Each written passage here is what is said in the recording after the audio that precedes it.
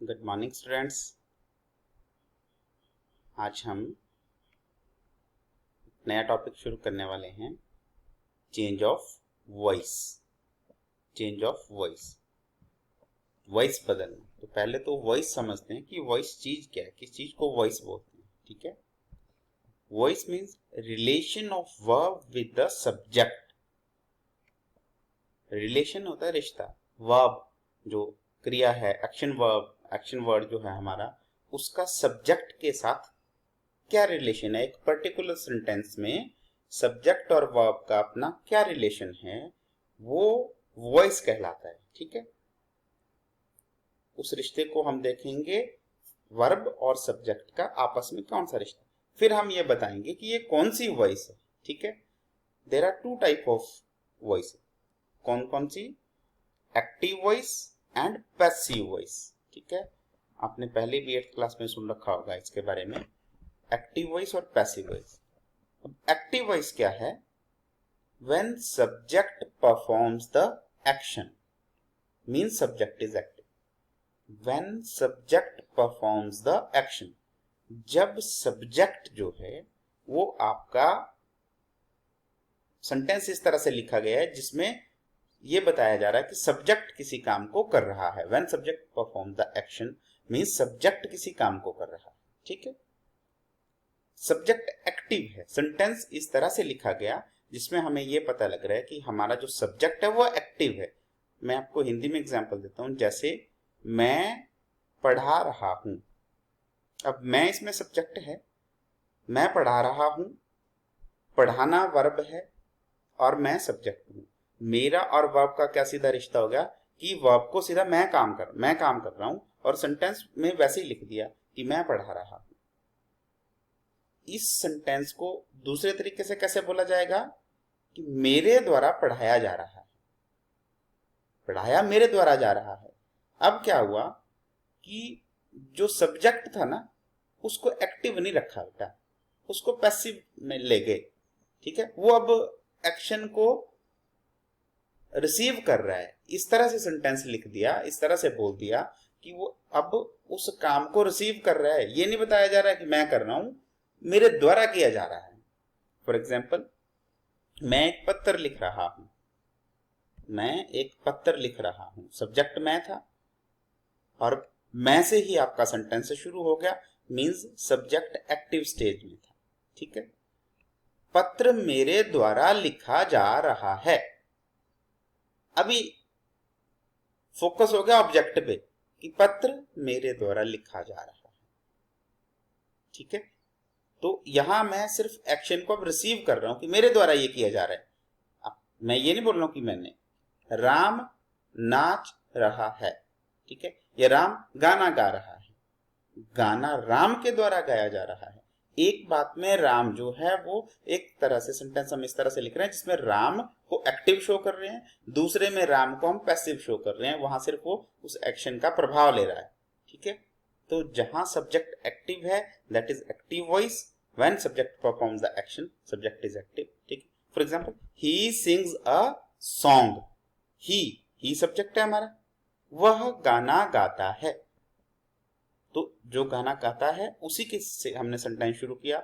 Boys played a match, लड़कों ने एक मैच खेला।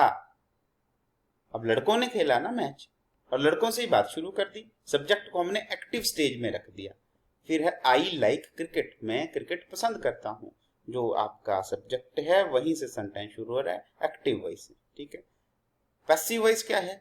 When subject receives the action. ठीक है, जिसे मैं बता रहा था कि क्रिकेट मेरे द्वारा पसंद किया जा रहा है, अब मैं सिर्फ इस एक्शन को रिसीव कर रहा हूं। इसमें इस तरह नहीं लिखा जा रहा है कि मैं करता हूं या मैं कर रहा हूं या मैंने किया। ठीक है, अब मैं जो है वो सेकेंडरी हो गया और मैं सबसे पीछे चला गया, अब पैसिव फॉर्म में चला गया। When subject is not active then it is called passive form. ये जो ऊपर सेंटेंसेस थे, इस इन्हीं को पैसिव में अगर लिखना हो, अ song is sung by him. ठीक है, यहां क्या था? ही सिंग्स अ सॉन्ग, यहां a song is sung by him. A match was played by the boys, cricket is liked by me. ये कैसे करते हैं, ये रूल्स हम आगे डिस्कस करेंगे, लेकिन आप सिर्फ ये देखें कि सब्जेक्ट का रोल कैसे बदल रहा है। ही था सब्जेक्ट, ये लास्ट में चला गया। यहां ए सॉन्ग, ए सॉन्ग जो था आपका, ये ऑब्जेक्ट था बेटा। ही सिंग्स, वो गाता है क्या, एक गाना गाता है। और पैसिव वॉइस में ए सॉन्ग आपका जो है वो सब्जेक्ट बन जाएगा। जो ऑब्जेक्ट था वो अब यहाँ सब्जेक्ट बन गया। और जो सब्जेक्ट था वो कहाँ चला गया, वो पैसिव फॉर्म में चला गया।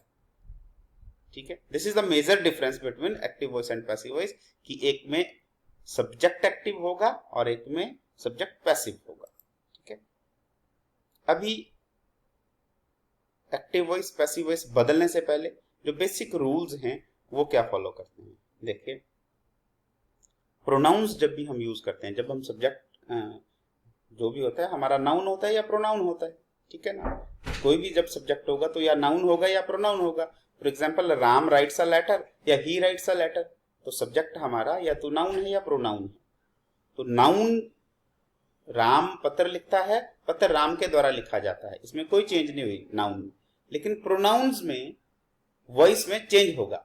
ठीक है, प्रोनाउन के दो रूप होते हैं वॉइस में, एक होता है सब्जेक्टिव केस और एक होता है ऑब्जेक्टिव केस। सॉरी, ये केस है, सब्जेक्टिव केस और ऑब्जेक्टिव केस। सब्जेक्टिव केस में क्या है कि जब एक्टिव वॉइस में आपने सब प्रोनाउन यूज करना है तो कैसे करेंगे। सब्जेक्टिव केस होता है जब एक्टिव वॉइस में सब्जेक्ट के रूप में प्रयोग कर रहे हैं। फिर वही बात, हिंदी में एग्जांपल दो कि मैं पत्र लिख रहा हूं, मैं शब्द यहां सब्जेक्टिव केस था। पत्र मेरे द्वारा लिखा जा रहा है, मेरे द्वारा। अब मैं का क्या बन गया, मेरे। मैं का क्या बन गया, मेरे।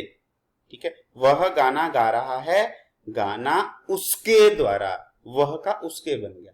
वैसे ही सबसे पहले तो हमें ये लर्न करने हैं कि प्रोनाउन सब्जेक्टिव केस से ऑब्जेक्टिव केस में जाते हैं तो किस तरह जाते हैं। ठीक है, अगर आई है एक्टिव वॉइस में तो पैसिव वॉइस में I will change to me, you sorry we changes to us, he him she her, it ही रहेगा, यू ही रहेगा, दे का देम।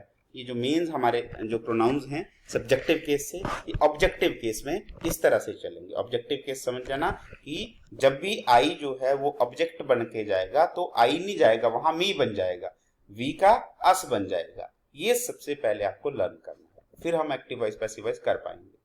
ठीक है, इसके बाद रूल नंबर 2 है कि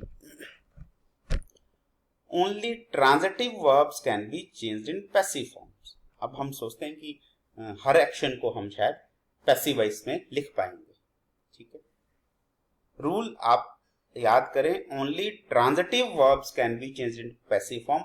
now what are transitive verbs and what are intransitive verbs, that is our main focus today. ठीक है, ट्रांजिटिव वर्ब होता क्या है। हर वर्ब का हम पैसिव फॉर्म नहीं बना सकते। ठीक है, किसका बना सकते हैं, जिनका बना सकते हैं उनको ट्रांजिटिव वर्ब बोलते हैं। और ट्रांजिटिव वर्ब होते क्या हैं, which require a direct object. ऐसा वर्ब, ऐसा काम जिसको एक डायरेक्ट ऑब्जेक्ट की जरूरत है। मैं एक्सप्लेन कर रहा हूं आगे कि इसका मतलब क्या हुआ। They answer a question in the form of what and whom. ठीक है, ये नीचे लिखें, एग्जाम्पल से समझिए आप। मैंने बोला कि मैं जाता हूं, मैं गया, कंप्लीट हो गया ना बात। मैं गया, एक्शन मेरा कंप्लीट है। वह सोता है, एक्शन कंप्लीट है। सोना कंप्लीट है ना, सोना अपने आप में कंप्लीट एक्शन है, इसके लिए किसी ऑब्जेक्ट की जरूरत थोड़ा ना है। वह सोता है, बिल्कुल ठीक है। लेकिन अगर मैं बोलता हूं कि मैं कर रहा हूं, यहां एक्शन कंप्लीट नहीं है बेटा, वर्ब कंप्लीट नहीं है। आपको यह बताना पड़ेगा कि क्या कर रहे हो। मैं होमवर्क कर रहा हूं, मैं पेंट कर रहा हूं, मैं लिखने का काम कर रहा हूं। जो ट्रांजिटिव वर्ब हैं ऐसे वर्ब होंगे जिनको आप ये प्रश्न पूछ पाएंगे कि क्या और कैसे, किसे, सॉरी, क्या और किसे। जैसे मैंने लिखा राइट, आप एक वाक्य सोचिए, मैं लिखता हूं, इसके आगे क्या कोई आपसे प्रश्न पूछ सकता है क्या? बिल्कुल पूछ सकता है। मैं खेलता हूं क्या? प्रश्न हो गया ना। आई गिव, मैं देता हूं क्या या किसे, दोनों प्रश्न आगे। व्हाट, whom, प्रश्न पूछ सकता हूं। डू, करना, मैं करता हूं, क्या करते हो भाई। आई सिंग, क्या गाते हो। आई सी, क्या देखते हो। आई वॉच, क्या वॉच करते हो। आई लिसन, क्या।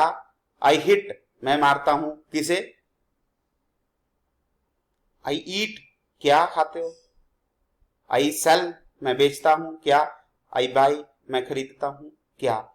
इन सब वर्ब्स में आप क्या करके प्रश्न पूछ सकते हैं या किसे करके प्रश्न पूछ सकते हैं। वो ट्रांजिटिव वर्ब हुए सारे, जहां आपका ये प्रश्न स्टैंड हो गया। लेकिन नीचे इनट्रांजिटिव वर्ब मैंने लिखे हुए हैं, ठीक है।